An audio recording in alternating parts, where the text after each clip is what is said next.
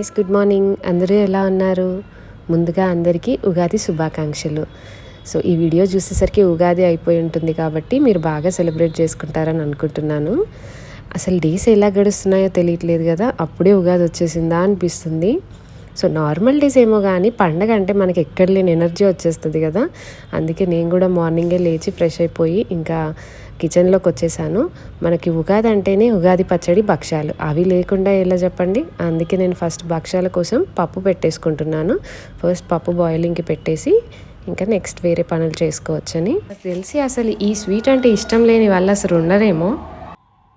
ఎంత hectic day అయినా, ఎంత పనున్నా మార్నింగ్ ఒక 10 మినిట్స్ అలా రిలాక్స్ అవుతూ ఒక టీ కానీ ఒక మంచి కాఫీ కానీ తాగితే ఆ ఫీలే వేరు కదా.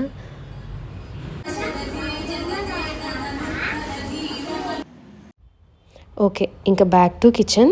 ఇప్పుడు భక్ష్యాల కోసం అయితే పిండి కలిపేసుకుంటున్నాను. కొందరు యూజువల్గా మైదా పిండితో చేస్తారు కంప్లీట్గా, లేదంటే కంప్లీట్ గోధుమ పిండితో కూడా చేస్తారు. నేనైతే ఒక ఫుల్ కప్ ఆఫ్ గోధుమ పిండి తీసుకున్నాను అండ్ 3/4 కప్ మైదా పిండి తీసుకున్నాను. ఇలా మిక్స్ చేస్తే పల్చగా వస్తాయి.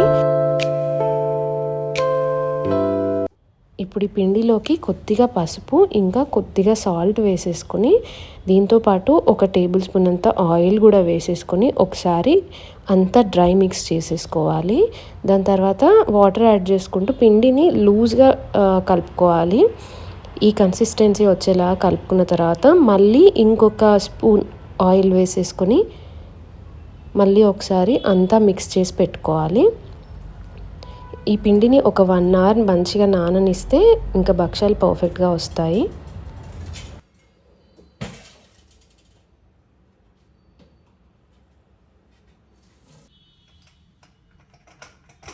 ఈలోపు పప్పు కూడా ఇంకా ఉడికిపోయింది. చూడండి, పర్ఫెక్ట్గా ఉడికింది.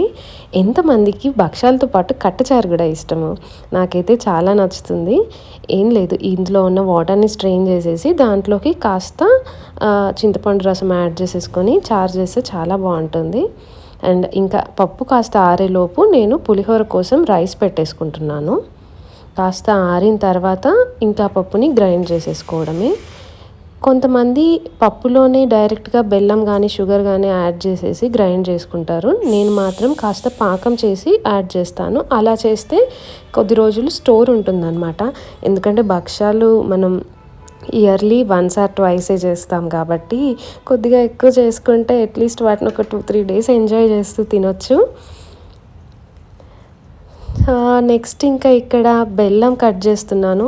యూజువల్గా భక్ష్యాలు అయితే చక్కెరతో చేస్తే చాలా టేస్టీగా ఉంటాయి. బట్ చక్కెర ఎంత అవాయిడ్ చేస్తే అంత మంచిది కాబట్టి ఆప్షన్ లేదంటే వేరు, బట్ మనం బెల్లంతో కూడా చేసుకోవచ్చు కాబట్టి నేను బెల్లం తీసుకున్నాను.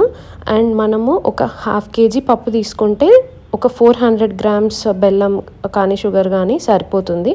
లేదు ఇంకా కొంచెం స్వీట్ ఎక్కువ తినే వాళ్ళైతే కాస్త ఎక్కువ తీసుకోవచ్చు. కిచెన్లో హెల్ప్ చేసే హస్బెండ్స్ ఉండడం ట్రూ బ్లెస్సింగ్ కదా. ఎంతమంది అగ్రీ అవుతారు? సో నాకు ఇక్కడ రాజు బెల్లం కట్ చేస్తున్నాడు. నేను ఆ లోపైతే పులిహోర కోసం రైస్ ఇంకా రెడీ అయిపోయింది. దాన్ని కాసేపు ఆరబెట్టుకుంటే మనకు పులిహోర కూడా పర్ఫెక్ట్గా వస్తుంది.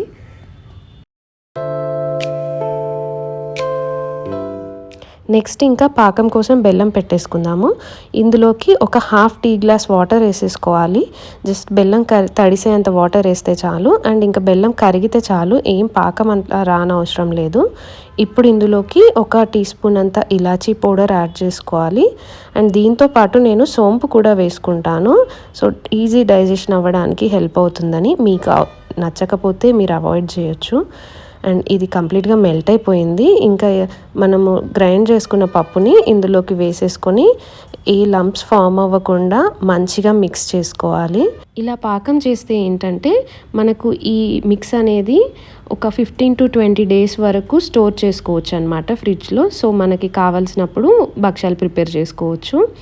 ఇంకా ఇది రెడీ అయిపోయింది. దీన్నైతే ఒక 1/2 hour to 45 minutes మంచిగా చల్లారనిస్తే ఇంకా మనం భక్ష్యాలు ప్రిపేర్ చేసుకోవచ్చు. ఆ లోపు ఇంకా పులిహోర చేసేసుకుంటున్నాను. పులిహోర అయితే నేను మామిడికాయ పులిహోర చేద్దామని మామిడికాయ తురిమి పెట్టుకుంటున్నా. ఇవన్నీ అందరికీ తెలిసిన ప్రాసెసే. సో మనం రెగ్యులర్గా చేసుకునేదే కదా. సో ఇంకా నేను రైస్కి అంతా మిక్స్ చేసేసి పులిహోరకి ఇంకా తాలింపు పెట్టుకుంటున్నాను. బై ద వే ఈ తాలింపు మస్టర్డ్ ఆయిల్తో పెడితే చాలా టేస్టీగా ఉంటుంది తెలుసా. మీరు ట్రై చేయకుండా తప్పకుండా ట్రై చేయండి. పులిహోరలోకి మస్టర్డ్ ఆయిల్ చాలా టేస్టీగా ఉంటుంది.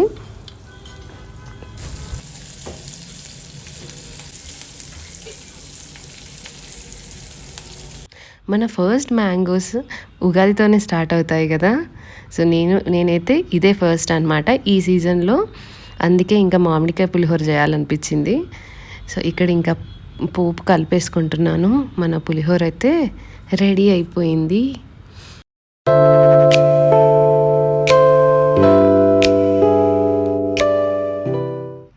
ఓకే, ఇంకా భక్షాలు చేసేసుకుంటే అన్నీ కంప్లీట్ అయినట్టే.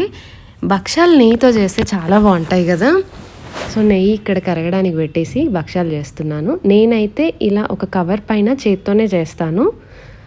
ఇలా కానీ లేదు అంటే మీరు గారెల ప్రెస్ ఉంటుంది కదా, దాంట్లో కూడా ఇలా ఒక కవర్ వేసేసుకొని భక్షాలు చేయొచ్చు.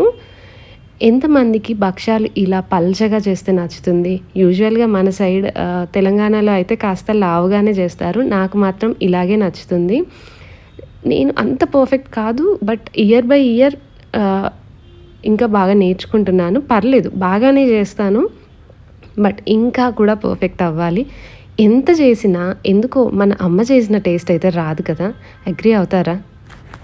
ఇదనే కాదు, ఏ డిష్ అయినా మనం ఎంత ప్రో అయినా మళ్ళీ మనం అదర్స్ చేసింది తిన్నామంటే అబ్బా నాకెందుకు ఇలా రాదు అనిపిస్తుంది. నేనైతే అలా చాలాసార్లు ఫీల్ అయ్యాను.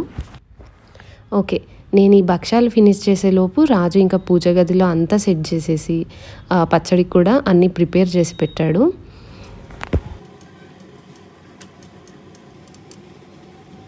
లుక్ ఎట్ మై భక్షాలు. ఓకే, ఇలా ఒక బటర్ పేపర్ వేసేసుకుంటే ఏంటంటే ఎంతసేపు ఉన్నా కూడా అంతే అలాగే సాఫ్ట్గా ఉంటాయి, ఇంకా ఒకదానికొకటి స్టిక్ అవ్వవు. నెక్స్ట్ నేను ఇక్కడ పూర్ణాలు చేసుకుంటున్నాను, బట్ విత్ ఏ ట్విస్ట్.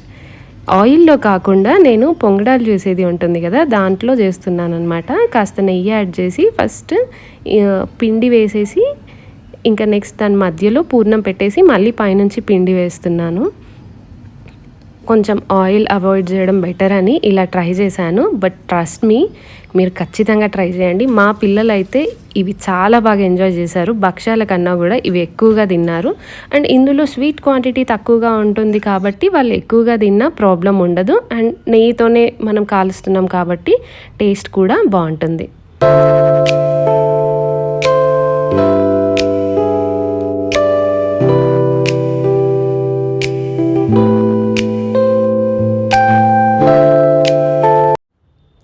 ఇంకా నా కుకింగ్ అయిపోయింది. నేను క్విక్గా రెడీ అయిపోయి ఇక్కడ నా లిటిల్ మాస్టర్ని రెడీ చేస్తున్నాను.